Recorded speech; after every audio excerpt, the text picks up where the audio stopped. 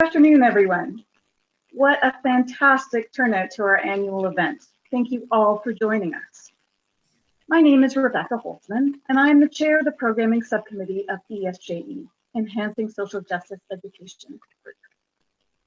I would like to warmly welcome you to what will undoubtedly be a fascinating and memorable few hours at our Educating for Equity, Building a Better Future on Lessons Learned from the Past discussion.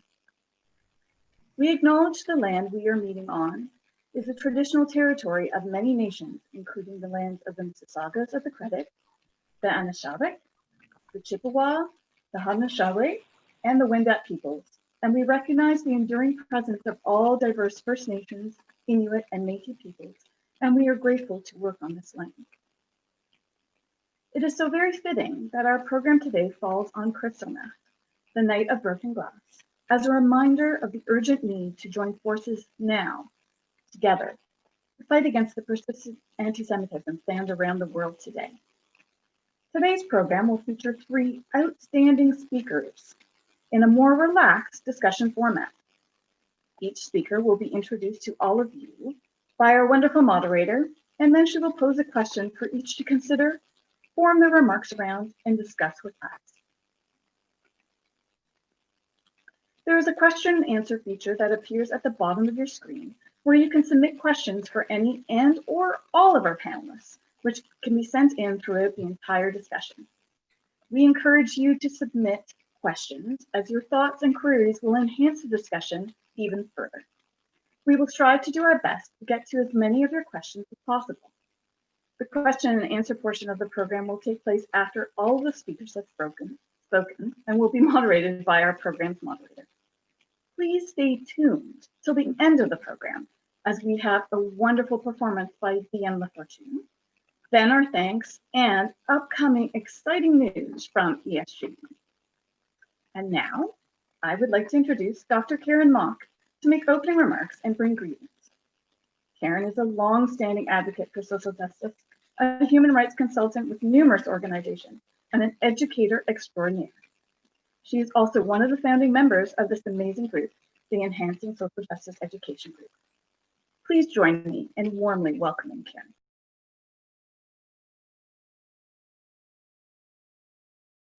Thank you so much, Rebecca. I am so pleased that once again, JSpace Canada, a progressive Jewish organization dedicated to human rights and social justice, is able to host the annual seminar of the Enhancing Social Justice Education Group, and that I am able to bring opening remarks to tell you a little bit about the ESJE, as we are now called.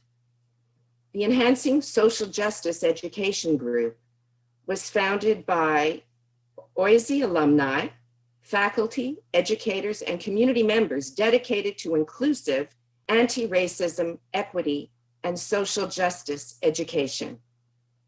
Conceptualized in 2013, this project began at a time when anti-Semitism and its significance had conspicuously disappeared from social justice education. The purpose of our project is to reintroduce the pressing reality of anti-Semitism or anti-Jewish oppression as a critical dimension of social justice education. Central to the project is the understanding that one of the underlying causes of the Holocaust was the racialization of Jews, coupled with their historic demonization. And this is very much in keeping with the theme of today's webinar. Our group of volunteers specifically addresses social justice and anti-racist education and anti-Semitism in the academy, with an eye to what is currently missing in the curriculum and Holocaust studies back into the mainstream of anti-racism and anti-oppression education, and which pays careful attention to systemic oppression and the relationship between oppressions. After 2 years of laying the groundwork, we launched our program in 2015 in the Library of Oise on International Human Rights Day with the release of an electronic LibGuide of resources for teachers. We then moved our annual event to coincide with Holocaust Education Week for wider outreach. This year, during COVID, we are adapting along with the rest of the world. The theme of Holocaust Education Week is Hindsight 2020. And so our program is about applying the lessons from the past to today's injustices. The pandemic has prompted a rise in interpersonal racism and anti-Semitism, and also highlighted the ways in which systemic discrimination functions, which in part have contributed to the current reckoning we are all experiencing around racial injustice.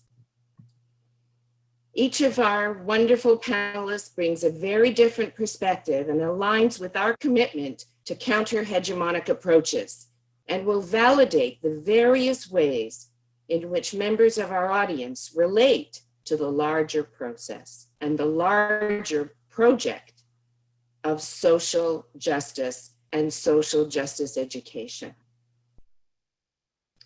We are especially glad that we have people who are endorsing our project and that we have now reached the widest audience. I'm wearing my poppy today because of Kristallnacht, because of Remembrance Day, and the little word inside my poppy is the Hebrew word Zachor. We will remember. And yes, hindsight is 2020, but with all of you, we are going to move forward and improve social justice education for all. It's now my pleasure to introduce those who are bringing, I guess I should say, more official greetings. Dean Glenn Jones is Professor of Higher Education and Dean of the Ontario Institute for Studies in Education of the University of Toronto. He is the author of more than 100 papers on Canadian higher education. His research, writing, and teaching focuses on higher education systems, governance, politics, and academic work. We are honored that Dean Jones has brought greetings to our public events ever since he became dean, and we are thrilled that his office is administering a new scholarship named for Professor Bonnie Burstow, one of our founders, for a Oise graduate student to do research on anti-Semitism, something you'll learn more about in the follow-up to this webinar. Welcome, Dean Jones. Thank you very much, Karen, and it's a great pleasure to be here and to welcome you on behalf of the Ontario Institute for Studies in Education at the University of Toronto. I want to congratulate the organizers for this wonderful panel session we're about to hear on educating for equity. There's probably never been a time where we needed this conversation more, and we all know the circumstances. We're becoming increasingly aware of how inequitable our society is. We know from Statistics Canada that violent incidents associated with anti-Semitism have been on the increase. We can open any newspaper any day of this week and you'll see evidence of anti-Black racism and anti-Indigenous racism within our society. We know that these systemic racism issues are within our institutions, they are within our educational system, they're within our city, and they're within our society. And we need conversations, difficult conversations like this one, in order to move us forward, to have some sense of where we should be going, and to once again ensure that we don't forget the past, because the past was horrendous. And like Karen, I also want to acknowledge someone who's not here, and that is the late Bonnie Burstow, who unfortunately passed away just a little less than a year ago. And Bonnie, of course, would have been at this gathering, and she would have been sitting in the front seat, and she would have been asking difficult questions along the way. Bonnie was a tremendous activist. and lobbyist within our society and within our community. And as Karen said, she left two legacies, which I think are, aside from her scholarship, two legacies which are incredibly important for this. One is the Bonnie Bristow Scholarship on Research in Anti-Semitism, but she also introduced another scholarship, which is Research on Violence Against Indigenous Women in memory of Helen Betty Osborne. So again, someone who has played such an enormous role within our community and who played a large role with this organization and with this annual event. So I wish you the very best. Thank you so much for raising having this conversation, for facilitating an important and difficult dialogue. And I wish you the very best. And I'm looking forward to learning from this very, very important panel. Thank you. Thank you so much, Dean Jones. It is now my pleasure to introduce Patrick Case, who is the Assistant Deputy Minister for the Education Equity Secretariat of the Ontario Ministry of Education. I have known him as a school trustee for the then Toronto School Board, as well as worked with him on and off in his various human rights and anti-racism capacities with the Toronto School Board, Guelph University, the Ontario Human Rights Commission, and even the Canadian Race Relations Foundation. Pat was actually a guest speaker at the official launch of the Enhancing Social Justice Education group and has attended several of our programs in the past. Thank you, Pat, for bringing greetings from the ministry. Thanks very much for inviting me to do this, Karen. It's a real pleasure to be here again and to say that that the work of the Education Equity Secretariat really is conducted with an eye firmly on the past. It's an eye that's firmly fixed on the lessons learned from the Holocaust, from the advent of the age of human rights in the late 1940s, and on the fact that that human rights revolution that started at that time was something that was engaged in by not only the European nations, as is often thought, but also those who aspired for national freedom throughout Africa and Asia, as well as simultaneously human rights within their lands. The work that we're doing at the Equity Secretariat is foundational work for the education system in Ontario. Let me take you through just a few of the pieces of work that we're doing. Up until a couple of years ago, the only board in Ontario that had any idea who its students were was the Toronto District School Board. The Toronto District School Board had been collecting data on its students for a number of decades, but no other board knew. The Equity Secretariat has worked with 8 boards in the last year and collected data on their student populations. We have contracts with 39 boards to collect data on their student populations. And by the end of this academic year, by the end of this school year, we will have contracts with every one of the 72 boards in Ontario to collect data on their student populations. I can't even tell you, I can't even stress how important that is. When we did the review at the Peel Board of Education, it made a difference to have data through which we could see quite clearly the disproportions in the numbers of Black, Indigenous, and Hispanic students who were being suspended by that board.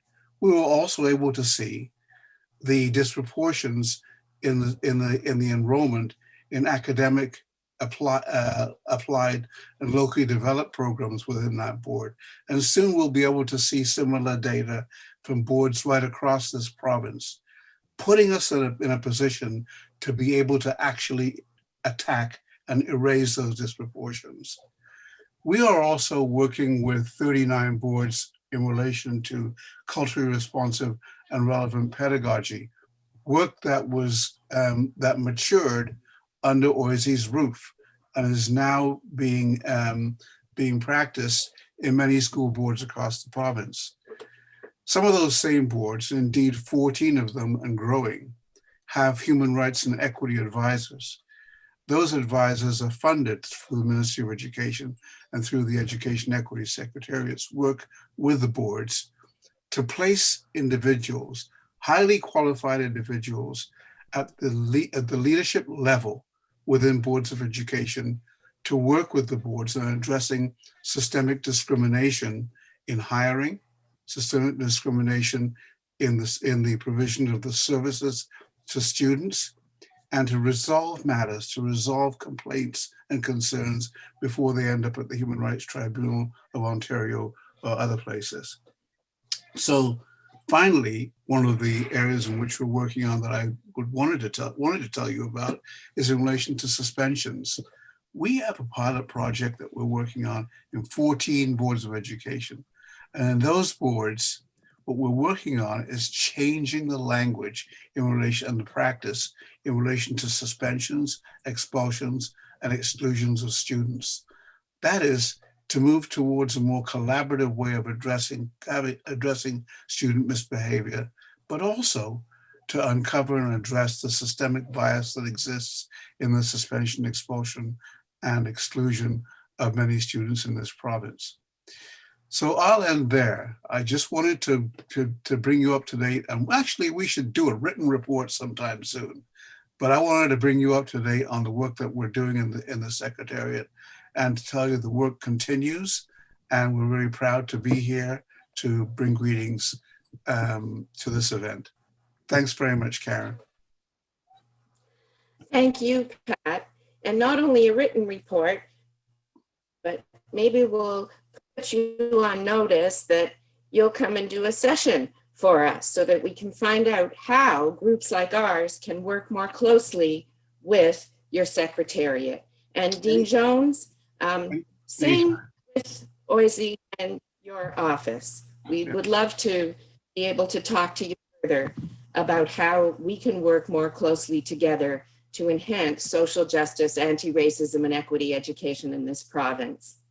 Now, as soon as I turn over the platform, the four of us are going to disappear and get on to what we call our A+ panel. And I'm about to turn over the platform to an A+ moderator, Andy Lolka, who, along with Rebecca Holtzman, whom you've already met, became a very active volunteer with the Enhancing Social Justice Education team just this past year. And we are so grateful for both of your involvement. It does show you all that without good succession planning, an organization can't survive. And those of us who are among the founders of this group are thrilled that we've had new volunteers come on. They all remind me of the Margaret Mead expression and how powerful a small group of very dedicated volunteers can be. Andy immigrated to Canada as a child from Mexico and has both Ashkenazi and Sephardic roots. She started publishing, writing, and speaking about education, the Holocaust, and anti-Semitism from intersectional perspectives in her teenage years. And I recently discovered that she recalls meeting me back then through the Holocaust and Hope programming in high schools. Wow. Andy holds an M.Ed in Integrative Montessori Learning and has worked in the areas of parent education, school administration, curriculum programming, teacher training, and professional development. She's co-founder of Integrating Montessori and Forging Unity, and currently moderates the largest online professional development and support group specifically for Montessori teachers. Wow, are we lucky to have her skills applied to the ESJE. She is a sought-after speaker and moderator for panels and online discussions on Montessori education, as well as her anti-bias work, and we're delighted that she will be moderating our panel today. Over to you, Andy, and who is our A+ moderator with our A+ panel. Thank you all for being here. Thank you so much, Karen, for that warm introduction. And I do indeed remember you very well from way back then.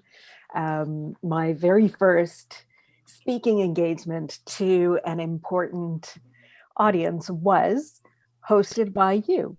So I thank you for that. And it is my absolute pleasure to welcome our incredible panelists tonight. As we were reminded in the opening remarks, this is work that has been going on for a very long time. And the three panelists we've got here tonight really embody that work. And they're so hands-on with that work because each in their own way, as Karen mentioned, coming from such diverse perspectives, each of you is actually doing the work hands-on right now and has been for a very long time.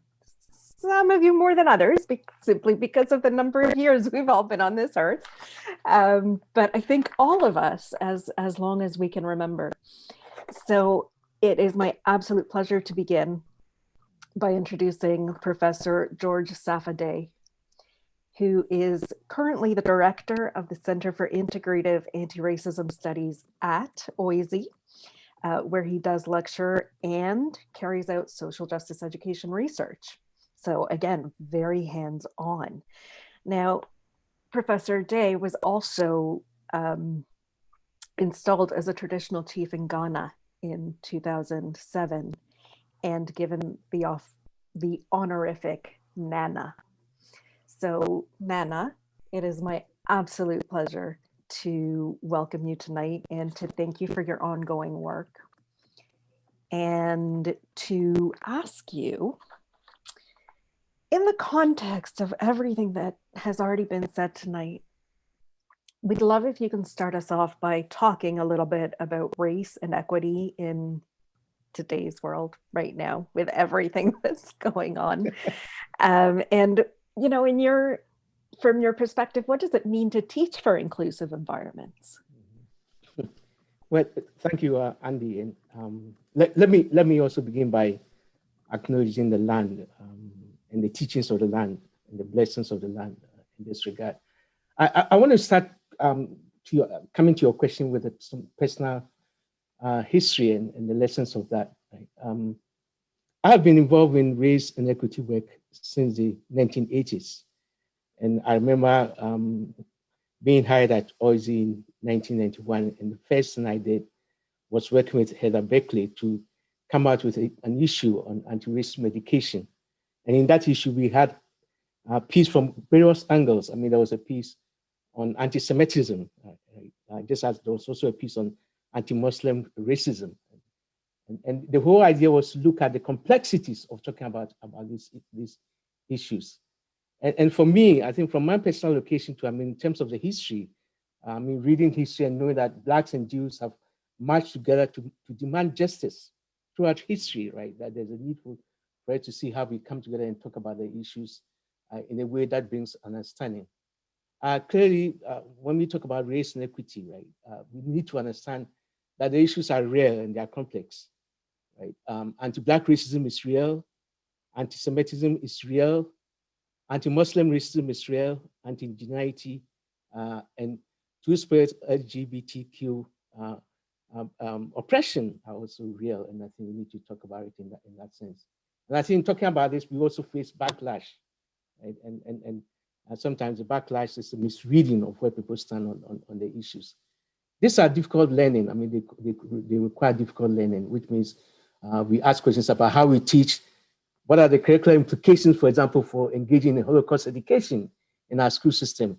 And what Karen was talking about, the racialization of Jews, or even the historic demonization of peoples. How do we engage that in the classroom? Also, how do we recognize the different stages of our own learning and the limitations of our own learning, and how we come to understand some of these issues? And of course, the importance of understanding intersectional analysis in our work. What are some of the lessons that with this history that I want to bring to answering your question? I think first is the humility of our knowing. We need to be very, very humble. in our claim to know. Secondly, I think there's no one model of anti-racism. And least of all, we don't want to have a very hegemonic model of anti-racism. And thirdly, we need to talk about the power of the integrative lens and how that allows us to have a very, very complex understanding. And as a director for the Center for Integrative Anti-Racism, I think I've learned it and I've seen it, the power of that. But also working in solidarities. So the solidarities I talk about Black, Indigenous, Two-Spirit, LGBTQ, Muslim, Jewish, Palestine causes, and connecting those issues in the way we talk about justice and developing critical friends and critical friendship in that. I think the experiences of oppression should unite us. It should not be a catalyst it should be a catalyst for change, but it should not be a race to win, right? I think it should unite us and how we bring solidarity to our work. And I think in doing this work too, I think it's also recognizing history. I think, look, we need to look and understand the work, the hard work that has been done over the years. And we have to be very, very careful sometimes when we become so critical that we forget the struggles that people have fought through the years to get us to where we are. There's more work to be done, no doubt about it. So to come to your question, I think reflect on the current climate of anti-racism, race and equity work and social justice work. I always say that a lot has happened, but not a lot has changed, right? A lot has happened, a lot has changed. I think we see the globalization of race and racism in terms of how racism is so global now that no country, no community is immune to criticisms of race and racism. I think now we see the rise in what has been called the racial animus, right? We see the white nationalists and some of their dog whistles, which in fact some would even call not whistles, but dog barking. We saw it also in terms of, for example, not long ago in Facebook, the Tree of Life, what happened with the snuggle, the killing that took place in that. And I think we need to be very, very frank and talk about this. I think also when we look at the current climate, there's also a sense where there are anti-Semitic interpretations of capitalism that sometimes become so problematic, right? That we need to be very, very critical about that. But we also have to acknowledge that this is a climate where there are denials and there are silences around some of these issues. The silences around white privilege, the preoccupation with what I call white sympathy, or even the preoccupation with white disability, without actually touching on the issues. And part of that is that minimization where our pain, our hurt, our suffering, right, is minimized. The injustices, sometimes the Black pain and Black suffering is pitted against white fears and anxieties. And we saw that in the States, when people are talking about Black Lives Matter, the response is, well, we need to talk about law and order. So you pit the pain and suffering of people against the fears and anxieties of others. And we need to be able to talk about this. I think we also need to talk about how sometimes there's performances around these questions when we talk about that, right? Sir Ahmed talks about the performativity of anti-racism. We perform it and we're not very, very serious. So we know with the George Floyd incident, for example, what we saw is that there's a race to issue solidarity statements. And you begin to ask, where have you been all these years, right? And I think that becomes a problem with that. And I think to me, and I'm coming back just to the two big points, which I think is very, very important. There's this fascination now about equity, diversity, and inclusion. But we need to be very, very clear. We need to have the power to name the issues. So the power to name anti-racism, anti-Black racism, to name anti-Semitism, to name anti-Muslim racism as we talk about equity, diversity, and inclusion. Otherwise, we're not doing justice to this work because it becomes so liberal. And we don't talk about questions of liberation, oppression, and the violences and the resistance that come with that.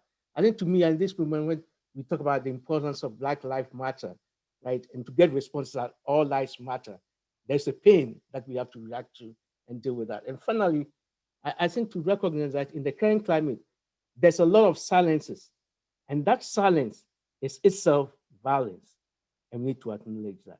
So I'm going to stop here, and I know there'll be some issues that people may want to pick up on.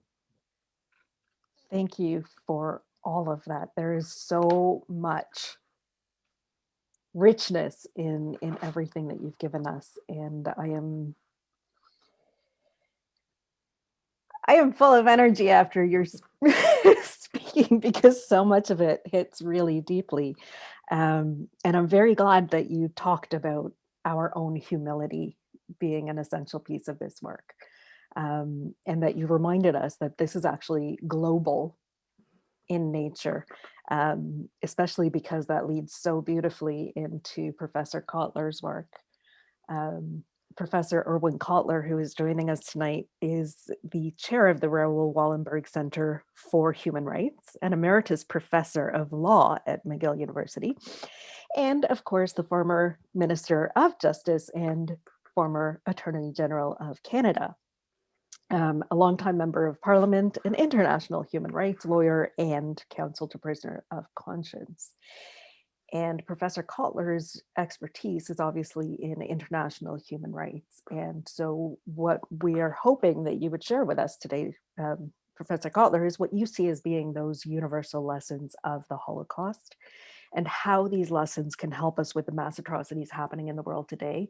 And if you have anything to say about what Nana has talked about, that would be great too.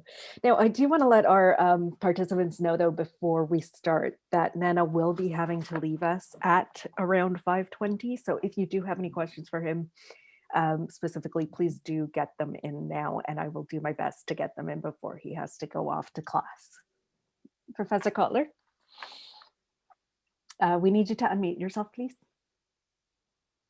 Thank you. I hope I'm unmuted now. Yeah, That's okay. perfect. Thank you. Okay. Thank you for those very kind words of introduction.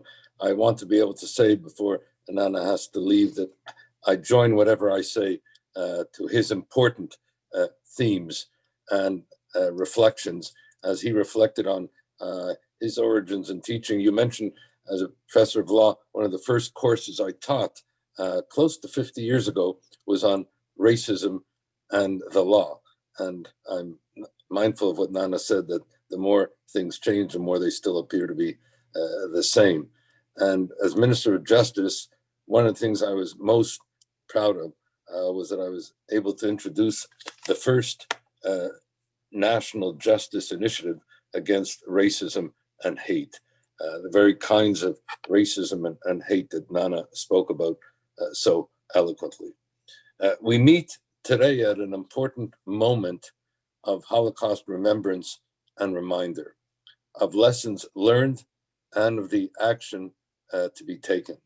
We meet, and it was mentioned earlier, on the 82nd anniversary of Kristallnacht, which means in English the night of broken glass, but I've always thought of that as being a misleading and sanitizing term, which belies the horrors of Kristallnacht, which was a Nazi state orchestrated, anti-Jewish, racist, murderous, violent pogrom, which was the precursor to the Holocaust.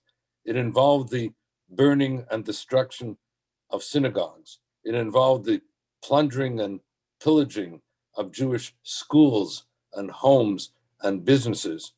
It resulted in the murder in a short, less than 2-day span of 91 Jews, but more significantly in terms of its longer run impact, the roundup and deportation to the concentration camp of 30,000 Jews.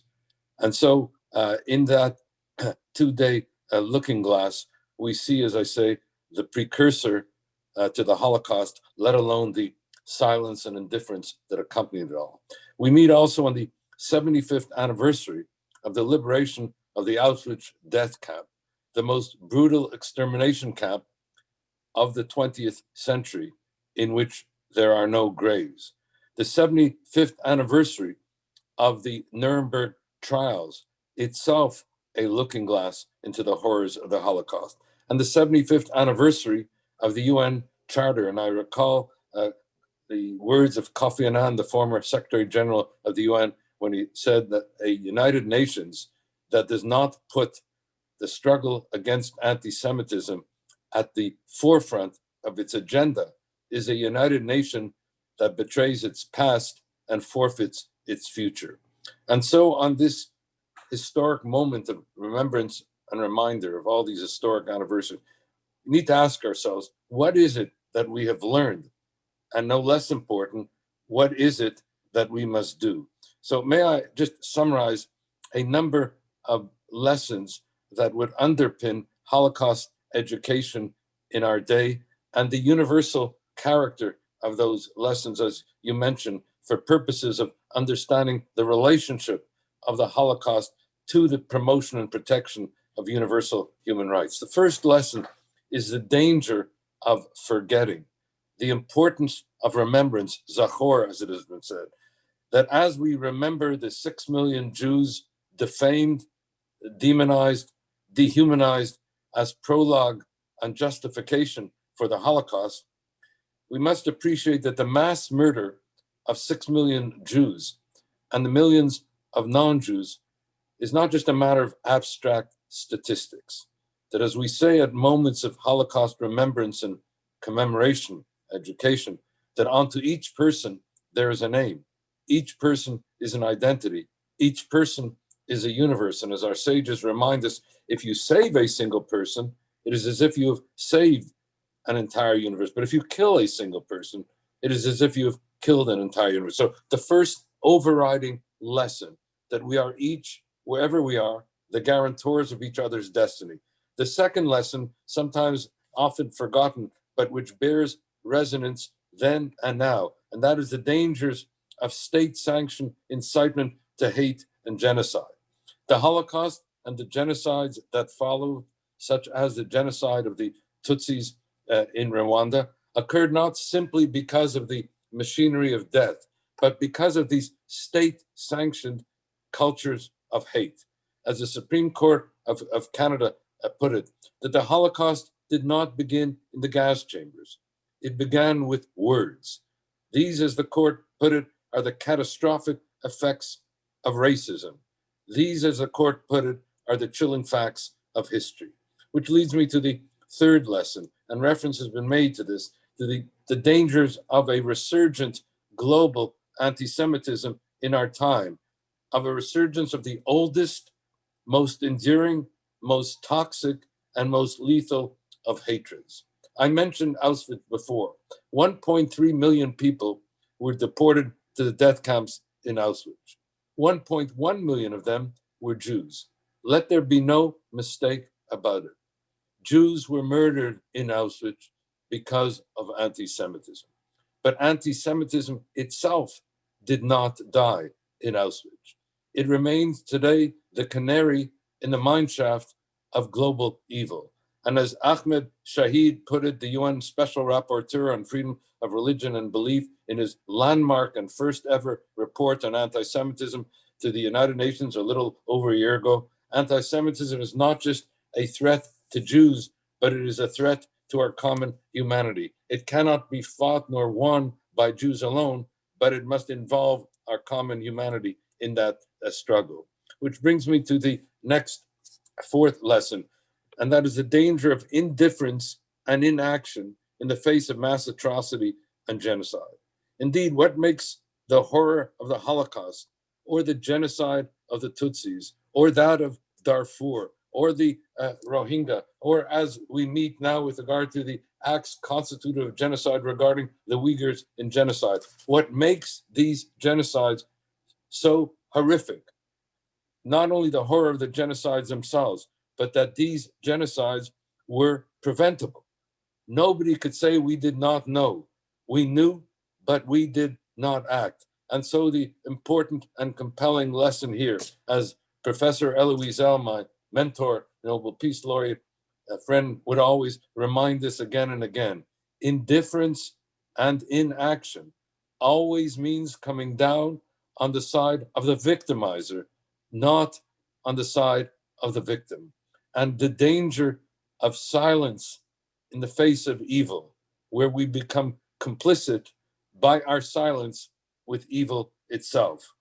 And finally, the last lesson here, the danger of the vulnerability of the powerless and the powerlessness of the vulnerable. I'll never forget on my visits to the death camp in Auschwitz, never forget seeing the remnants of suitcases and crutches and hair of the murdered.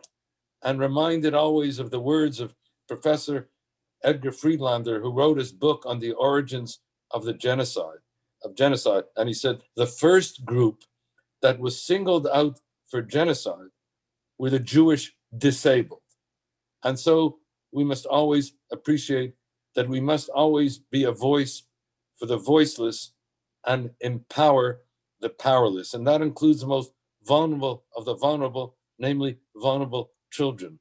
And I always remember and repeat a lesson taught to me by my daughter Gila when she was 15 years of age. She's now 40 years of age. I'll never forget when she came to me and said to me, when she said, Daddy, if you want to know what the protection of children is all about, what children's rights is all about, always ask yourself at any time, in any situation, in any part of the world, is what is happening good for children? Is it good for children? And tragically, what is happening in too many parts of the world today is not good for children.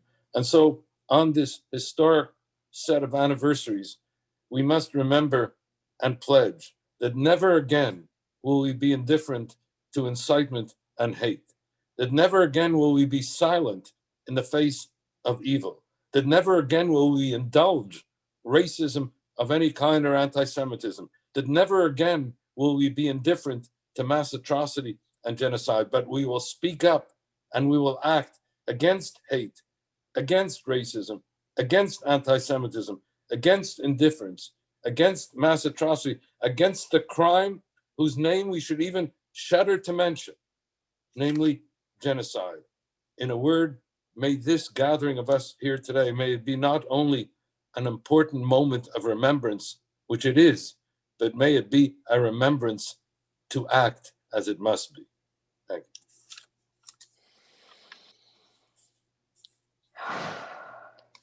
you. May it be so indeed. Memory without action is worth very little. It is now 5:15 and Nana is going to have to leave us in 5 minutes. So I'm going to ask Rachel, I really want to get your voice in here, but are you okay if we just ask him just a couple of questions first? Thank you. So Nana, we have a couple of questions in the chat around what you said about the contrast of dealing with races by the need for law and order and Black Lives Matter and All Lives Matter. We also have a question about how do you talk to parents who do not want their children to learn about Black Lives Matter? And a really great question about how do we ourselves ensure as educators that we don't get stuck in a singular mode of anti-racism. So I don't know how you're going to answer all of those in 4 minutes. If you can unmute yourself, that would be a good start though. There we go. Yes. Thank you. Let me start with a question on the Black Lives Matter, right? I think the point I was making here is Black Lives Matter is not just about the question of race, right? It extends to issues about employment, housing, environment, lands, and that. And I think to me, when you have people deny that politics and the protests, right, with cries about all lives matter, it diminishes the pain, the suffering of people. The reason why people say Black Lives Matter is because not all lives have mattered. So we need to talk about Black Lives Matter, no more, no less, because there's an attempt to deny the humanity of Black and African peoples. And I think this has to be part of the conversation. And I was just opposing that where they're saying that at a time when people are talking about the pain and the suffering, you hear them people talk about law and order, as if we don't want law and order. I think it's about how we talk about law and order. That is also about addressing the systemic inequities that exist in our system that create some of the hostility that we have to deal with. So it was in that context that I was raising that. I think your other question is about how you teach social justice in a way that is very inclusive. Yes. Right? Yes. I think this is, and this is where I think some of the points that Professor Kola was making are very, very important. I think when we talk about racism, right, it's in the plural, racisms, and be able to take them, right? Hate, violence, right? They play out in different bodies, in different ways, in different histories. And we must be able to have an inclusive discussion that talk about our responsibilities and our complicities, right? In the making of this, the creation of these problems. I think if you want to talk about a better community, it's how we all acknowledge questions of power, we acknowledge history and our complicities in the making of particular histories, and how certain bodies have been erased, how certain bodies have been negated or devalued in that process. And we would talk about history critically and talk about our collective responsibilities in that. And I think to me that is so important in doing that. And I think the last question was? The last question was how we as educators keep ourselves from focusing too much on one lens of anti-racism. Yeah, no, I think that's why the intersectional lens is very, very important. I think, look, I agree that I think we all, and others have talked about this, right? We all come from particular histories, from particular experiences, from particular locations, and from particular cultures. So I grant that. I think the way I'm speaking about anti-racism is going to be different from the way, say, Rachel or say, Andy, you speak about it. But I think we need to recognize what brings us to that politics and that space, because it shapes the way we have read the world, the way we have understood the world, and the way we have interpreted and want to work to bring about change. So we need to recognize that. But at the end of the day, we need to connect the struggles. Our histories are connected. We are not islands unto ourselves. So how do we talk about this connection, right? In a way that says, when we're going to take these issues, let's see how we also become complicit in them, and that we cannot just have one lens. I mean, others talked about, we cannot talk about removing, say, anti-Black racism and leave, say, anti-Muslim racism, anti-Semitism intact. No, I think we have to talk about it. But in doing so, we must also recognize the limitations of our knowing, right? I will know things differently than, say, Professor Kula knows it, because of the different issues that bring it to that. And I think that limitation itself is a strength, right? That limitation of knowing is a strength. And rather than say, okay, because we are not able to articulate it in this way, that's a weakness, right? There's a lot of gatekeeping that takes place. There's a gatekeeping process, right? Where some people think they're more critical than others, right? And through that process, we don't recognize the different stages of our learning, that we come at it from different stages of comprehension, and we must acknowledge that and build on that. Because at the end of the day, any community is as good as we collectively work to make it. And that means we recognize the power, we recognize our history, our complicities, and our responsibilities in doing all these kinds of work. I love that response. That is beautiful. And I agree. I think it's in coming together that we can actually make the biggest difference. So I really appreciate that. And I thank you so much for having been here with us. I know you have to go now, but we hope you'll come back. Will you come back to ESJE and talk some more? Because I have so many more questions for you. Yeah. Thank you so much for being here. Thanks. And Rachel, thank you for letting us take that little bit of a detour. And I think it's actually a perfect lead in to your work, because you're actually doing this work live with real high school students on an almost daily basis. So as a quick introduction for all of the rest of you, Rachel Luke was actually just recently selected to receive a Regional Certificate Achievement from the Prime Minister's Awards for Teaching Excellence. She's been exploring the Holocaust with high school students through literature and drama for 18 years. And I was actually really excited to hear that, because I got into this work with Karen through my own English teacher in high school who did the same thing. So Rachel has visited concentration camps and worked with all kinds of Holocaust education organizations. And she's also involved in school equity committees and supervises student activities that have to do with Black history, Holocaust education, and Indigenous education, and is actively involved in volunteerism in the local community. So now we're getting into the hands-on stuff. So Rachel, how do you actually teach the Holocaust? And why do you feel that doing so is important to overall anti-racist efforts for today's students? Thank you so much, Andy. And I thank the Enhancing Social Justice Education Committee for inviting me to be part of this panel. I am so honored and humbled to be here with Professor Kotler and with Nana. So I teach dramatic arts, English, and ESL, and at Appeal High School in Mississauga. People often ask me, when I first learned about the Holocaust and how I became involved in social justice initiatives. I was actually never taught about the Holocaust in school. My mom showed me a movie called The Hiding Place when I was in middle school, and it inspired me and piqued my interest. And I just became very, very interested in finding out more about the Holocaust. And I became very active in spreading awareness and in social justice initiatives in my community and in my school. And I was actually the inaugural recipient of the B'nai B'rith Human Rights Award in my final year of high school. So I've been teaching at a predominantly racialized school for the past 18 years. Our school is predominantly South Asian Islamic and East Asian and population at the school. We actually don't have any Jewish students, but I made a decision and a commitment when I first started teaching that I wanted to be an anti-racist educator, and it was my responsibility, I felt, to become an anti-racist educator.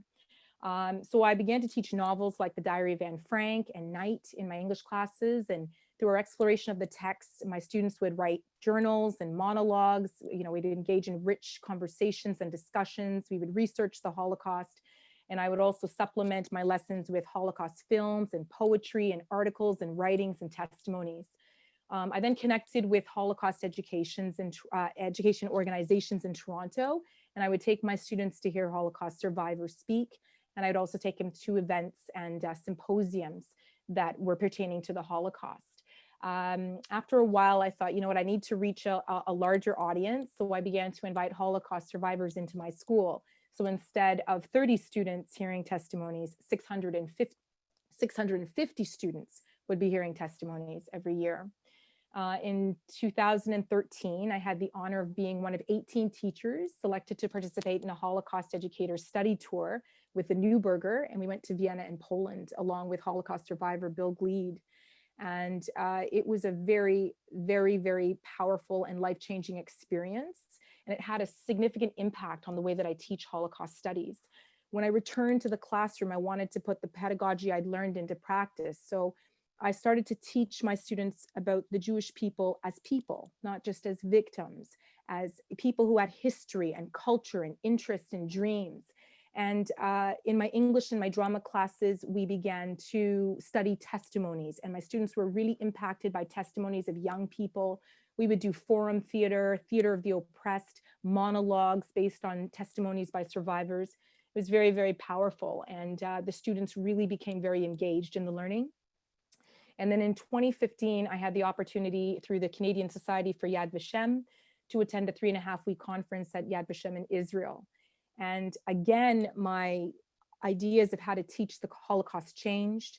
I learned the importance of teaching individual narratives and the importance of helping students to connect their lives and experiences to what they had learned in the Holocaust. 6 million is a really hard number for children to comprehend. So when we started to learn about individual stories, I found the students could connect and empathize and understand and find commonalities between their experiences and the experiences that they were learning about of the people who had perished in the Holocaust. And I think the beautiful thing is that, when they could connect to one narrative, I said to them, it's one narrative that you're learning of 6 million, but there are 6 million other stories that we don't know. And it was very, very powerful. Last October, I had Pinchas Guder share his testimony with our students. And one student wrote a reflection that I just want to share. She said, hearing Mr. Guder's testimony firsthand added another dimension to what she learned in school about the Holocaust. Putting faces to an event or situation and hearing personal stories amplifies the seriousness of an experience and makes it real. And for me, that was so powerful, and that just vindicated, that how important it is. It helped me to understand how important it is for students to learn and connect to the stories of the Holocaust. And the final thing I'll say is, why is this important? There are so many horrific things happening today that are reminiscent of the past. Anti-Semitism is on the rise. Genocides are continuing to occur throughout the world. We have Black Lives Matter protests. We're living in a very chaotic time. And students are trying to make sense of the world that they're living in. When we teach them the Holocaust, when we teach them social justice, when we teach them the lessons of the past, we can help them to understand, deal with, and navigate current issues. And I really think that students have to be taught the importance of having a positive racial identity, how to recognize and dismantle racist beliefs and attitudes in themselves, in other people, in systems, and in societal institutions. A scary thing for me is that to this day, I still have students who do not know what the Holocaust is. And I'm talking students from grade 9 to grade 12. They've never heard of the Holocaust. They don't know about many of the genocides that have occurred. They don't know what residential schools are. They don't know that there was slavery in Canada. You know, in learning and knowing about the past, we can navigate the present and change the future. Children have to understand what happens when hate goes unchecked. As an educator, I relate so much, especially to what you're saying about how important it is to build up those positive racial identities. You know, we all have them. Yeah. There's no such thing as neutral. And the more we can identify the positives in our own, in all of our identities, really, because we're not just racial people, we are also people with many facets. And the more we can recognize those as having the potential to do good and to help dismantle those systems of oppression. I think that's really important. And I love that you are finding ways to do that with those students. Well, we have a lot of questions, but let's start. Rachel, if you wouldn't mind also addressing that question about how do you deal with parents who don't want you to either to teach any of this, whether it's the Holocaust or Black Lives Matter or any kind of anti-racist endeavor? How do you manage that? Great question. I've actually never had a situation where a parent, I've never received any kind of pushback or backlash from a parent saying we do not want our children to learn about this. So I think I've been very fortunate in that. I think if I did, I would definitely sit down with the parent, make a phone call, and have a conversation about how this is important, how, you know, what happens with our young people, any young people, is important. We need to discuss it. We need to have rich conversations. And this is how students learn. This is how children learn how to connect to other people, to navigate, to understand, become culturally aware. If we don't have those conversations, then we just shut things down. And I think that's really scary and detrimental. We want students to be accepting and to understand and to make connections with other people. And we can't close off those kinds of conversations. So that's how I would deal with it if that was, that ever happened to me, but it has not. You are very fortunate. I could say that for sure. So let me ask both of you, you know, we've been talking a lot today about today's world, and we're hearing this all the time, right? We are in unprecedented times, aren't we?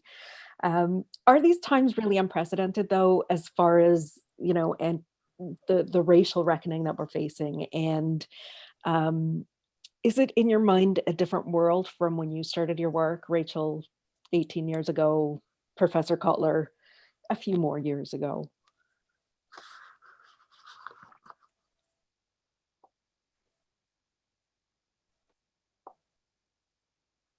Did you want me to begin? Sure. Sure. Okay. Yes. So it is a different world. We're definitely in unprecedented times. I think particularly for young people, they haven't had to live through a lot of the the events of the past. And so a lot of the things that are happening now are new for them. And they are trying to grapple with the things that they're seeing. They don't quite understand. They don't quite know how to navigate. And that's why I think it's the onus is on us to help them and to teach them and to educate them so that they can understand how to navigate, how to dismantle. But it's definitely a different world. I've even noticed a difference with the students in terms of they're a little bit more apathetic. They're a little less compassionate. It's definitely, for me, become a little bit harder to teach social justice, to teach about the Holocaust, and to teach about, to be an anti-racist educator, because I think the students aren't as engaged as they once were. It's definitely more challenging, but so much more important because of that. Thank you. And Professor Kotler? First, just let me say that I thought Rachel's presentation was one of the best I ever heard of somebody engaged in Holocaust education. I would just wish that my own grandchildren would have the privilege of listening to you and hearing you. And I just hope that, there's a recording of what you said today, because I think it was so important, not only the lessons drawn, but how to teach them. And you really are a role model for that. When one looks, and I agree that we're in certain unprecedented times, I mean, unprecedented for no other reason that we have this global COVID pandemic, but we also have, and it's not always appreciated because of the information overload of the social media, et cetera, but there are a number of other dynamics. We have what I would call a global political pandemic, and that's characterized by a resurgent global authoritarianism, whether it be Xi Jinping's China, or Putin's Russia, or Maduro's Venezuela, or MBS's Saudi Arabia. And I'm intentionally personalizing it in that way, because I want to distinguish those authoritarian leaders from the people in publics who are the targets of their mass repression. And I would add maybe Khamenei's Iran to that. But along with that resurgent global authoritarianism, we also have the backsliding of democracies. We even have, and we've witnessed in the United States in the last 4 years under Trump, a kind of authoritarian populism, even in a democratic setting, that was also very disconcerting, which led to a kind of being part of a global assault on media freedom. And when you keep using the term fake news, and it comes from the President of the United States, then the whole notion of what is truth and what is fact, itself begins to get blurred, and that's very also unhealthy for young children. And we have, of course, the increasing political prisoners in different countries who are a looking glass into that resurgent global authoritarianism, but they're not having their cases and causes taken up as we used to do for political prisoners, let's say 30 years ago. And so the role models and heroes that these political prisoners are is not itself being internalized in this overall blurry universe that, as I said, amplified by the social media. So the relationship of technology and law is also having an impact. Maria Ressa, who's the editor-in-chief of Rappler, a very courageous woman who was on the front page of Time magazine 2 years ago as one of the more courageous journalists in our time, and an apostle of freedom of expression, said that today, a lie travels around the world 1 million times before the truth can catch up with it. And so for young people, this puts them in a very, disconcerting and troubled universe. And that's why I'm glad that we have people like Rachel who are really drawing on the lessons of history and clarifying that for them. Thank you. And I think that just highlights, I often say that there are as many ways to be an activist as there are humans, right? And we need the human rights lawyers, and we need the educators, and we need everybody in between to really make this work. So one of the questions we have, and again, this is open to both of you, if either one of you wants to jump in, what real influence do you feel that governments can have in fighting racism, anti-Semitism, intolerance, all of that lovely stuff within their countries? And what could the federal government do?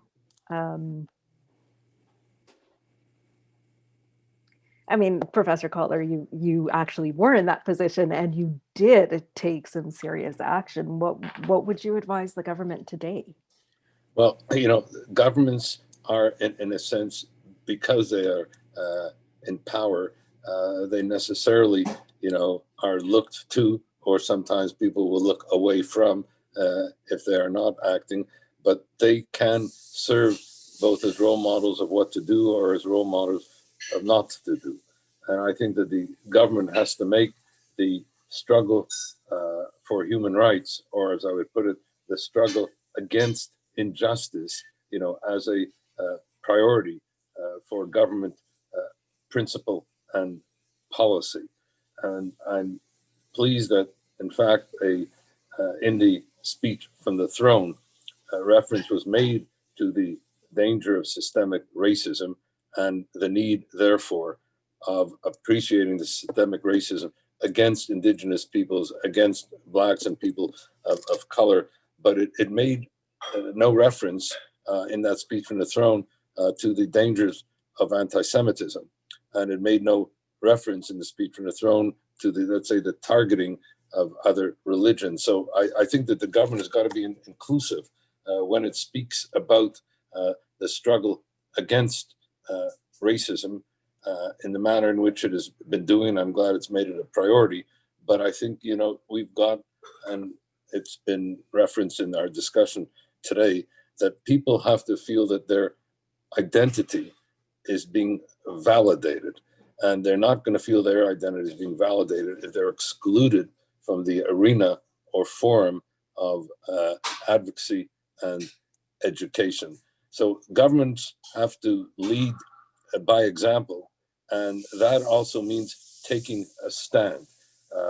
For example, the government has adopted, and I don't want to complicate matters, but adopted what's called Justice for Sergei Magnitsky sanctions, which is a way of sanctioning human rights violators in different parts of the world by imposing visa bans on them or asset seizures. In a word, where in these countries of the resurgent global authoritarians that I mentioned, they're not going to do anything about it because there's a culture of impunity. At least Canada need not nurture that culture of impunity, but we can try to seek justice for the victims and accountability for the human rights violators. But if we're doing that, we can't have a situation whereby we do impose Magnitsky sanctions on Russia and officials from Russia and Venezuela, as we should, and other Myanmar, but we don't do it with regard to officials from Iran and China. We have to have a principled, foreign policy in that regard. I know some of the geopolitics that may come into it, but I do think that, as I say, government has to lead by example, and that means taking a stand. And I'm hopeful now, with the election now of President and Vice President Biden and Kamala Harris mistakes, that we can return to what might be called multilateral initiatives. One of the problems that we have with regard to China, for example, is because China targets the democracies one by one. So they'll go after Australia, they'll go after Canada, they'll go after Japan. What we need is a multilateral alliance of democracies. And therefore, the bullying could be stood up to by that multilateral alliance. So I'm hoping in the next few years that we will see not only the formation of a multilateral alliance of democracies, but in fact action by the community of democracies to hold these resurgent global authoritarians accountable on behalf of the people who are the targets in each of those countries.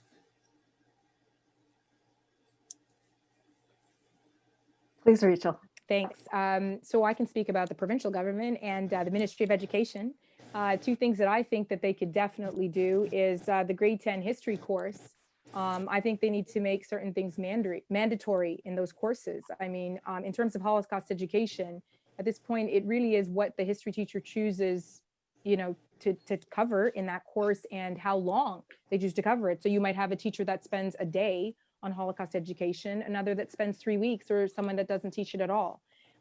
Also, Black Canadian history, that needs to be mandatory. Indigenous history, I mean, I don't know exactly, I know there are things in the curriculum, but I think there needs to be things that are mandatory that must be taught and that all teachers across the board should be teaching it.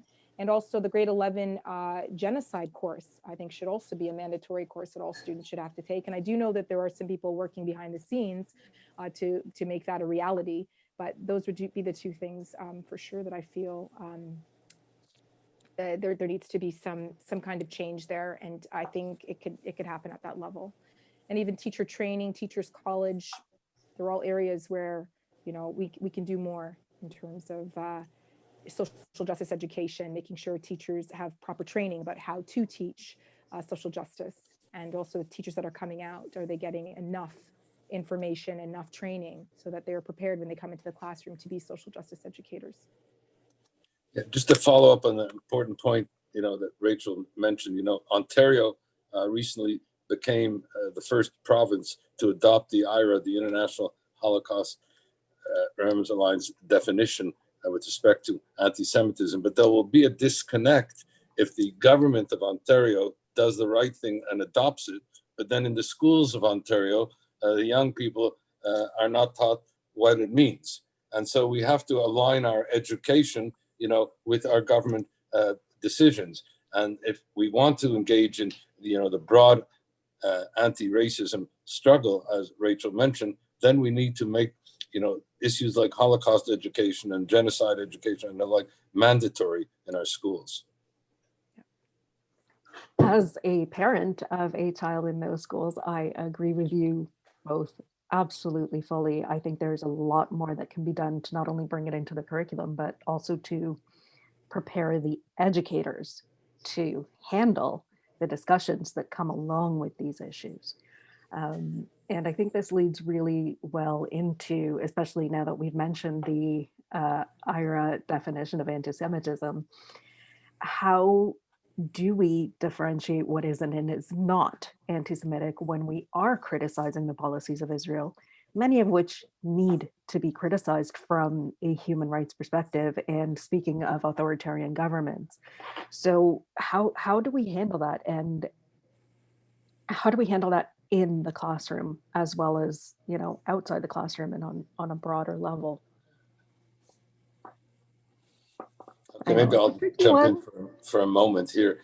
There was a unanimous resolution that was passed by the Canadian Parliament back in February 2015. The reason I remember it is it was my last term as a parliamentarian. It's not easy to get unanimous resolutions adopted. Just one member of Parliament says no, the resolution will not be adopted. And why I mention this, because it was an important resolution that I don't think is enough known, let alone taught by educators. And what the resolution said was that and that's on your point, criticizing Israel is not anti-Semitic, and saying so is wrong. But singling Israel out for selective opprobrium and indictment, denying Israel's right to exist, let alone calling for its destruction, is hateful, discriminatory, and anti-Semitic, and not saying so is dishonest. And that resolution also included the fact that the combating of anti-Semitism should be a priority on both Canada's domestic and foreign policy. I suspect that even some Canadian government leaders today, let alone parliamentarians, may not even know that that resolution was adopted, that prescriptive resolution in terms of what should be government policy as a matter of principle and policy. And I think for educators, that's also a good framing resolution that can be used in terms of issues relating to combating anti-Semitism, education, IHRA, and the like. Again, those discussions haven't really come up in my classroom, so I haven't had to have those kinds of discussions. So I do know that there were some situations in our board where there was anti-Semitism and things that arose in a school that were anti-Semitic. And I do know that Karen Mock and others went to the school and actually did some intervention and help to teach the teachers and educate the teachers to be able to deal with some of those kinds of issues that occurred in the school and in the classroom. yeah, all of that again to me is about, how do we help teachers and politicians learn about these things so that they can then actually act on them in a positive way. Professor Kotler, we've got a lot of people asking for the actual name of the resolution to which you just referred. Well, the actual resolution, I think, was, I'm not sure the exact name of it. I think it was a resolution that was adopted at the end of what was referred to as a take note debate on anti-Semitism. And at the end of that take note debate, as it is called in parliamentary language, the resolution was proposed. I proposed the resolution. So that's one of the reasons I recall it. Was proposed and unanimously adopted. It also is anchored in something else that is not that well known, and that is Canada hosted in November 2010 the Inter-Parliamentary Conference to Combat Anti-Semitism. The first of it was the Inter-Parliamentary Conference to Combat Anti-Semitism that was held in London in February 2009. The second was held in Ottawa in November 2010.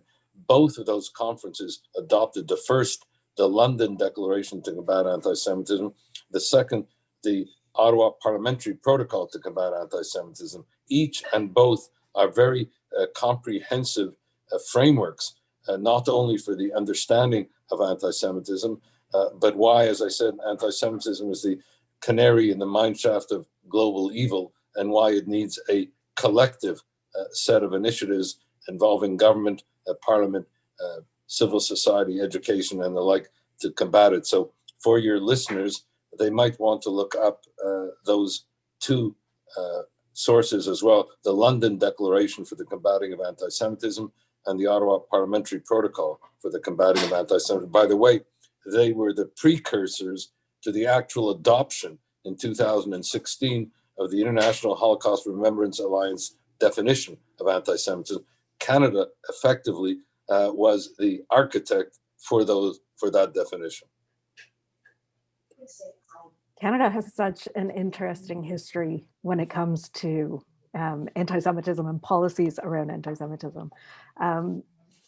It's interesting to me also that you mentioned that this was adopted unanimously, where, just recently we had Jagmeet Singh ejected from Parliament for contesting the Bloc Québécois leader on the idea that there is no systemic racism in Canada. So it's a little bit interesting to see how those balance out. I wonder if either of you have any comment on that. Any ideas? I think that ejection was due for other reasons. It wasn't so much on what was the definition of racism and anti-racism. It was mainly about, sort of characterizations of a personal nature with regard to other parliamentarians. And that, goes into the sort of code of conduct that is involved in that matter. So that's probably, it's had to do more about the alleged use of unparliamentary language rather than the actual content of what the discussion was all about.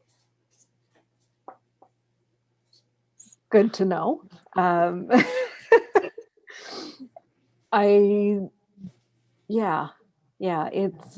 It's just interesting how many of our leaders today are still in denial that there is such a thing as systemic racism across Canada.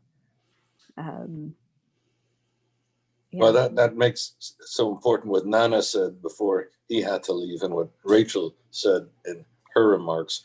And that's, about the need for, compulsory, anti-racism education. When I initiated that National Justice Initiative Against Racism and Hate, I said we needed 4 types of education in a kind of integrated way. We needed anti-racism education. We needed Holocaust education. We needed genocide education, and we needed the Charter of Rights and Freedoms and multiculturalism education. We needed to integrate those 4 sources in terms of education so we could have an integrated appreciation both of the particularity, if you will, of the Holocaust and anti-Semitism and the universality of the messages that grow from it. And I will add, Andy, that I have noticed when, when you teach culturally responsive pedagogy, when you teach about the Holocaust, I do see a difference with the students. I do see that they are willing to become advocates for change. They're willing to upstand, to speak out, to speak up, to call in, to call out. They will do that when we teach them how to do that. And yeah, I've seen students become more empathetic, more compassionate. And as I said before, relate what they have learned about to local and global events and their own lives. Yeah, that extension of empathy. Once you start extending empathy, it expands, more and more. So we do have a couple of questions about whether it's possible to introduce these really tough topics for younger students. Now, I know, Rachel, that most of your experiences with high schoolers, but do you have any thoughts about as to how young? I do. I'm really glad you asked that question because I had an experience on Friday that was a bit troubling. My neighbor came to my house in tears to let me know that her son, who is in JK, he's 4 years old, was told by another child in the class that they shouldn't be friends or play with the Black children in the class. And the mother, of course, was absolutely horrified. How do you have this kind of a conversation with a 4-year-old? But you need to. And I think we can do that. I think we can be very careful how we do that, but we can use books and we can help students to understand in a very simplistic way that we need to be accepting of other people, that we need to become culturally aware, even at a young age. I think you can teach a child in JK and a child in SK that it's important to be kind, to be empathetic, to understand people. And if we teach kids about other people's culture, then it's not an other, right? Then and show the connections, right? He eats this and he does this and we do this and this is our tradition. We can do that at that level. I really think we can. And I think we have to. I think it's important now. I think it is important that we need to start at a very young age, elementary school. We need to start to have these conversations.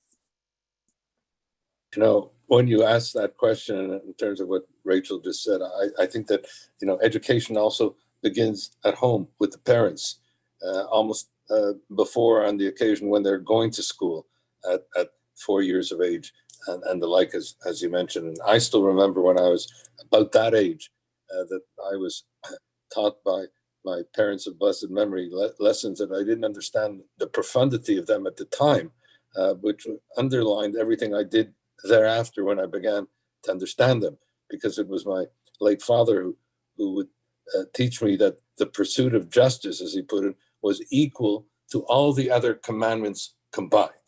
And this, as he would say, is that which you must teach onto your children. This must be your life's credo. And as I got older, I began to understand the significance of that message. But I also, of what my late mother said at the time when she would hear my father saying that, this links up with what Rachel was saying. She would say to me that if you want to pursue justice, then you have to understand, you have to feel the injustice about you. You have to go in and about your community and beyond and feel the injustice and combat the injustice.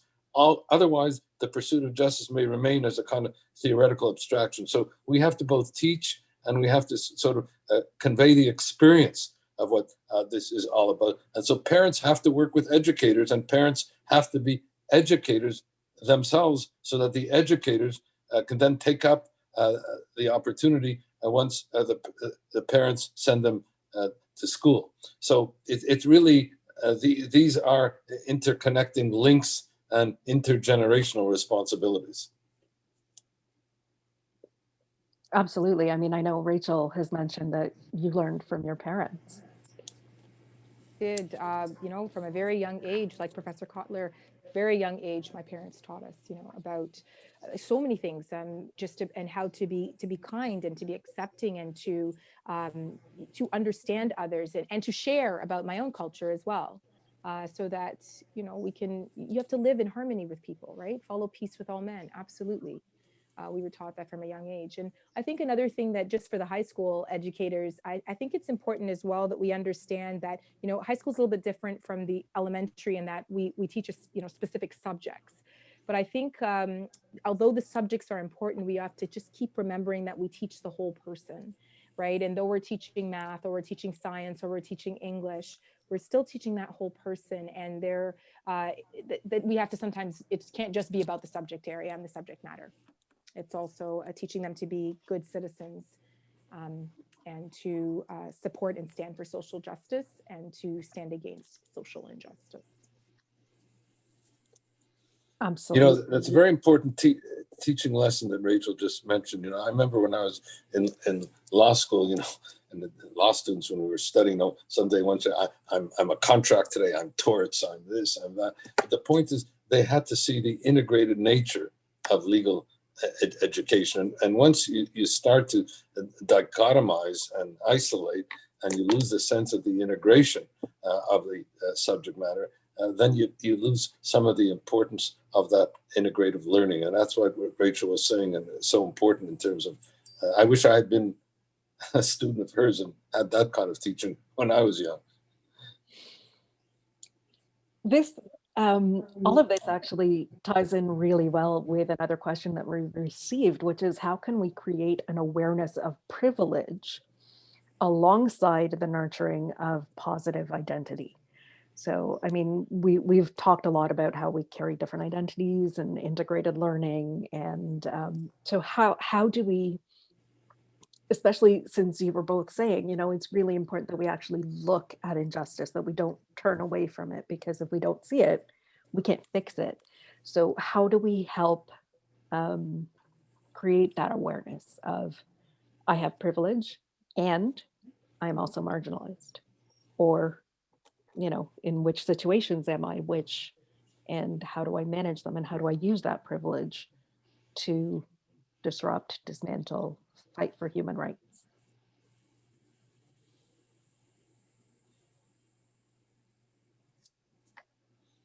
I had just spoken, so I thought that maybe Okay. Rachel would go Sure. first. Also, it's a tougher question, so I'm happy to let her go first. Okay, sure. All right.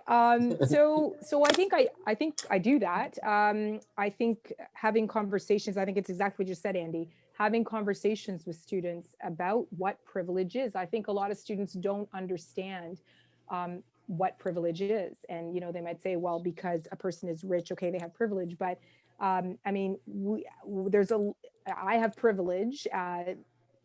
Everyone has privilege, and everyone is, or most people are disadvantaged in other ways. So I think having those very deep conversations with students about what privilege is, how privilege operates, and what privilege they have. And even looking at things like implicit bias. I do the Harvard implicit bias test with my students. And, we talk about that. We talk about the results, and we have conversations about what that looks like and how implicit bias can operate. And that's how I tend to do it with my students. How do you, I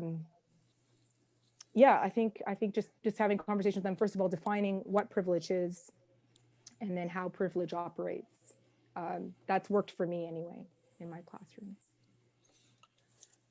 Yeah, just to add, and I'm glad Rachel went first because she framed it so well that I can then jump in and not be embarrassed as it might have been had I started. But I think, this underscores the whole notion of respect for the other. And that connects, both privilege and disadvantages, as she put it. I remember a couple of years ago, we were having some students over at our home. That was during the period that there was some anti-Semitism in the campus culture. And the students who were having dinner with us made a very important statement. They got up and they said, we know the arguments against anti-Semitism, or we know the arguments against those in the BDS movement that may be anti-Semitic. The problem is that we're increasingly seen as being part of the quote unquote white privileged class. So we're not seen as even having standing to enter the debate. And their dilemma was that they were being sort of excluded from the conversation because the phenomenon of what we call intersectionality was such that they were not seen as being part of the oppressed class, but were seen as being part of the oppressor class. And that's why it's so important to have, this notion of respect for the other and the principle of equal standing to debate and guard against a kind of cancel culture which excludes some people from even entering the conversation to begin with.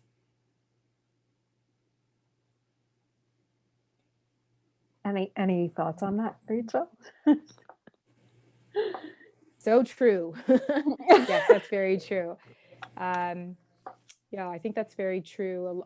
Sometimes we have to be very careful. I think we as a society, we like to classify and put people into categories and boxes and say, well, because you are this, you have privilege, or, this is white supremacy. And I think we just have to be very careful with looking at it, because as I said, looking at these issues, as I said before, we all have privilege and we all are disadvantaged in certain ways and in certain aspects of our lives. And I think it's important that we keep the conversation open. We have to keep talking about these things, and we have to include everyone in the conversation. That's very important. It can't be that you are this, therefore you cannot be a part of the conversation. They're hard conversations, they're challenging conversations to have. And as Nana said, we have to be humble in those conversations. But I think that's what Professor Kotler said is very, very true. We need to respect others, but we also need, and allow others to be part of the conversation. There is so much thinking to do about that. There is. So much thinking. There is. How do you, okay, so Rachel, I'm assuming that most of your students are not Jewish. Correct. So how would you change anything in your approach if you did have a student that was Jewish in class, out of deference to the intergenerational trauma Oh, that's a good question. that they would carry? Yes, I think I would do what some of my teachers did with me, because I was often the only Black in the classroom when I was a student. And, when there would be conversations that might be uncomfortable, or that I might have felt a little bit uncomfortable in being a part of, some of them would come to me and they would have a private conversation with me and say, are you comfortable? This is what I plan to discuss. Are you okay with this? Would you like to add anything? And I really appreciated that. And I think I would probably do the same thing. If there were conversations that were going to be challenging, or if there are things that student wanted to share, I would be comfortable, and I would allow them to have that time to have that conversation with me before I had the conversation with the class. I think that is so beautiful. I was often the only Jewish student in my class, and I often felt put on the spot, Yes. And Yes. I'm afraid my teachers were not as sensitive as you. So Yes, I think that's because of my own experience. I'm sensitive because of what sometimes would happen to me. Yeah, Yeah. You're right. It's very difficult, and it's difficult to be asked to speak on behalf of, because again, I'm one voice, I'm one narrative, and I'm one story, and I cannot speak on behalf of all Blacks. So I think educators have to be very, very sensitive to that. yeah. Rachel, I was interested in what you said earlier, about your mom showing you a movie, Hiding Place. I was wondering what brought your mother, in fact, to share that with you. I thought that was interesting. Yeah, she, so my father's a pastor, and so my mom used to work with our youth group at church, and she just wanted us to have an awareness of, of the world around us, and of oppression and people who had been oppressed. And she thought it was very important for us to learn about the Holocaust, and she thought that would be a great way to teach us. She also showed us Where the Spirit Lives, which is a story about residential schools. And that's how I first learned about the Indigenous peoples and residential schools. So my parents were always very, very, they thought it was very important for us to learn about other people, other cultures, the way other people live. because I'm grateful to them to this day for doing that, because it helped me to become a person that I really care for others. I want to learn about others. I'm fascinated by other people's cultures and foods, and I love learning about other people and sharing about myself as well, my culture. Yes.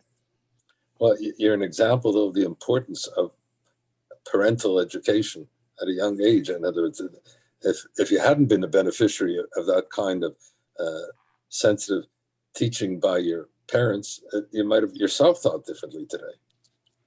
That's absolutely true. That is absolutely true. Yes, I credit them with the way I teach and what I teach. Yeah. I do. I do. Yes, I think parents play a very, very important role in their children's education. I know, Professor Kotler, also you recognize that your parents in your childhood were also incredibly influential in your work as well.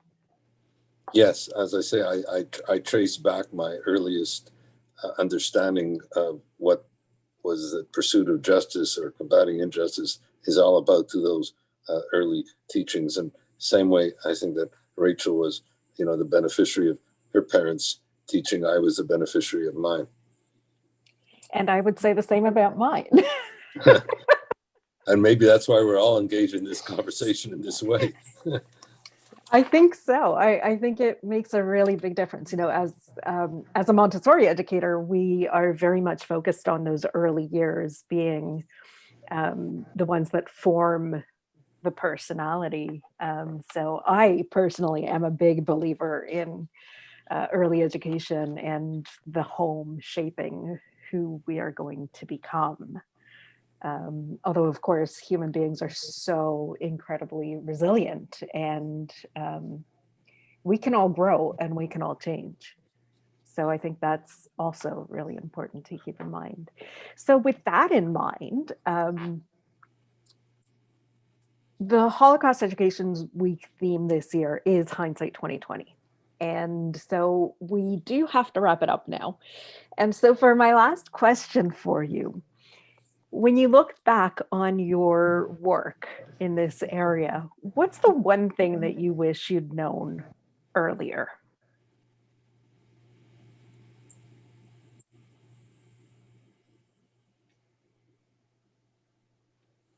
Okay. Would you like me to begin? Okay, I will. So I think for me, the one thing that I wish I'd known earlier was how to help children, students connect their lives and experiences with the Holocaust. I definitely didn't do that when I first started teaching, and the results that I see having that now that I do that have been absolutely incredible. And it's just been, it definitely was a change in the way that I taught. And I think now my students have come to the realization that, they have a responsibility. We all have a responsibility. And I see that, and I see that manifested quite often with my students. I have a student who's going to become an investigative journalist, and she was recalling, what she'd learned and how she was able to connect what she'd learned about the Holocaust and about social justice in the classroom to her own experiences in her own life. So I wish I had done that a little bit earlier, but I'm doing it now. So I know we'll make a difference, and I hope I will continue to make a difference and show my students that one person can make a difference. As the former student of a teacher like you, I can tell you are making a difference. Thanks. Professor Kotler, anything you wish you had learned sooner? Well, I think, I don't know if it's something I wish I had learned sooner, but it's something that I found very important as I was growing up, if I can use an expression. I did an LLM in psychoanalysis and law. And one of the main lessons that I got out of that was the importance of inhabiting the psyche of the other, and always engaging with somebody in terms of where they are and where they're coming from and what experiences they have endured and the like, rather than begin about your own experience, etc. That can become, and it should be part of the conversation, but always important to be able to connect in terms of who the other person is and their identity and their core and their beliefs and their values. So as I say, to inhabit the psyche of the other as best as one can, so that we can engage in an authentic encounter and in an authentic understanding of each other. And that goes right back to the humility as well, doesn't it? Thank you Absolutely. so much. Yeah. This conversation has been so incredible, and I just wish we could keep going because I could talk to all of you forever. And I'm really very sorry that Nana had to leave us early because I know that he would have added so much more to this discussion too. For those of you watching, we are keeping your questions, and we hope that we'll be able to bring all of this back another time with educating for with enhancing social justice education. I thank you both very deeply from the bottom of my heart for the work that you do, for the impact that you've had on this world, and for sharing your wisdom and experience with us today. Well, I have to say, this was a learning experience for me. So I just want to thank you. I want to thank Rachel and Nana, who had to leave, all those who made their own introductory remarks. It's been really a terrific forum, and I come away enriched. I just have to say that. I would Thank you echo the so exact same much. comments. Thank you so much. I really I appreciate hope- it, and I too have learned a lot. Thank you so much, both of you. And I do hope that we can invite you back again for another discussion at some point. With pleasure. Absolutely. Thank you. Thank you. And so at this point, it is my pleasure to introduce the next section of our program tonight, which is a musical performance by DM La Fortune, who sadly could not be here with us live, but did give us the opportunity to record this amazing song that she has written that is just so perfect for our discussion. She will introduce the song in the video, and she'll talk a little bit about the significance of some of the lyrics, which will be shared momentarily in the chat with everybody. DM is a Renaissance woman. She is an actor, an advocate, an educator, a photographer, a poet, an essayist, a singer, a songwriter, a musician, videographer, visual artist, and also a lawyer. And through all of this, she is smart and she is powerful, and she commands every stage, and we are blessed to have her grace our screens today. So Georgia, whenever you're ready, you can share your screen and share the video with us. And while Georgia is getting the video ready, I will remind you to please stay tuned because we will be coming back afterwards with a couple of closing remarks and some invitations for some exciting new programs. So thank you. It's an honor to be here tonight. I honest to God wish we didn't have to be here, but we do have to be here. So I wrote this song, and I'm going to do it for you tonight. There's a couple of places it's a bit esoteric. It's called My Childhood Corner Store. They take us in the morning. I grew up in a house of not my own people, and at the corner store, I felt a warmth from these old people that were there. And they looked at me with a look of recognition. See, I was a Korean, a Jewish kid who had been taken from my mother at birth by the Catholic Church and placed in a Protestant Catholic family. At our corner store, there were these people, the Yosts, and they were wonderful people. And I remember when I first noticed, and that's what I saw the numbers, they reached out to say, here, take a candy, you can have a candy.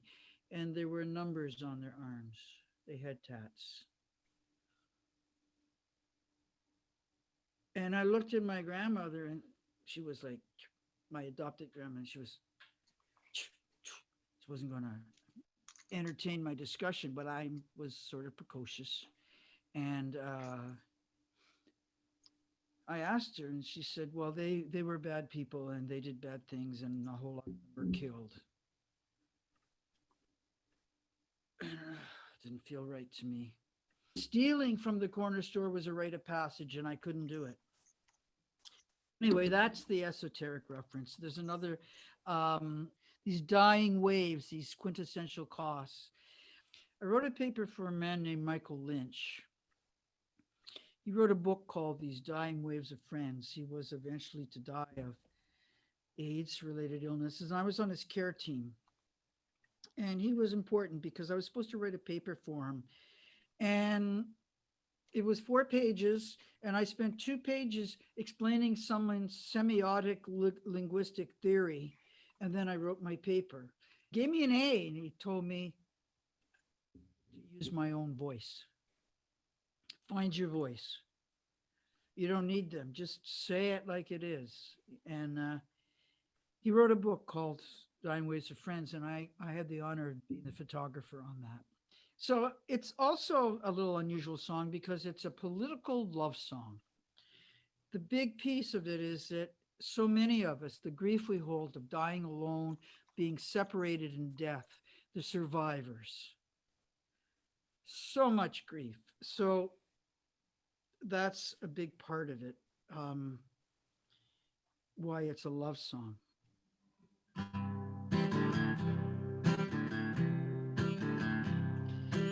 Henry didn't make the list, and neither did his rose. And Gabby didn't know that she shouldn't wear boys' clothes. And Caruso played the violin with his family's traveling band. And Gina, blessed Gina, like an angel sang. And if they take us in the morning, they may come for you tonight. If you know and you do nothing, you as good as take our lives. Oh, I will not lie, no compromise my love to you, my soul. And if they come, if all the morning it's not quietly, I'll go. Candles light, he holds on tight in his sweet brother's arms. Side by side they dance the dance of love, and that's not wrong. No more, no more, these dying waves, the quintessential cost. No more these chains on lives and dreams, let no more love be lost. And if they take us in the morning, they may come for you tonight. If you know and you do nothing, you as good as take our lives. Oh, I will not lie, no compromise my love to you, my soul. And if they come, if all the morning it's not quietly, I'll go. To the murdered and the missing, the torture disappear. Through the crusades and the missions, all that terror, all those tears, leave it honest, keep it soulful. Gotta keep the dream alive. Gotta stand up, gotta struggle, gotta stick up for what's right. Last night I held you close to me. Today I went downtown and I rode the escalator and I got off at the top while I saw the eyes that Schindler saw, my childhood corner store. I dropped a quarter, wept and prayed, help us, help us, help us through the war. And if they take us in the morning, they come for you tonight. If you know and you do nothing, you as good as take our lives. And now I lay me down to sleep. I pray my soul to keep. If they come before the morning, hold me closer, my love, to thee. And if they come before the morning, I'll be here in your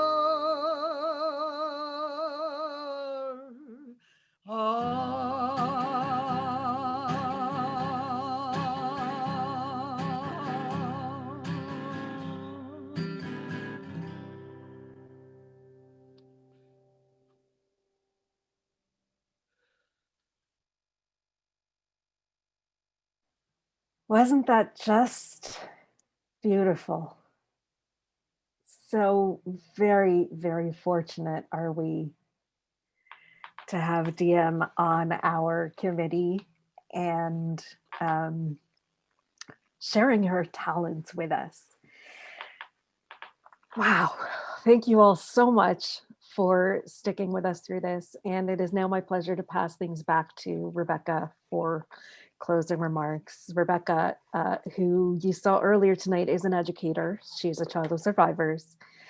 She has worked with the Institute for International Affairs of Neighbor of Canada, the Jewish Community Council, the March of the Living, and done a whole lot of Holocaust education programming.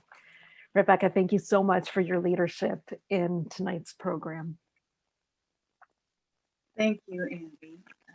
Wow. I mean, what a remarkable, inspiring, and fascinating discussion, and how very lucky we are to be part of this important and timely experience.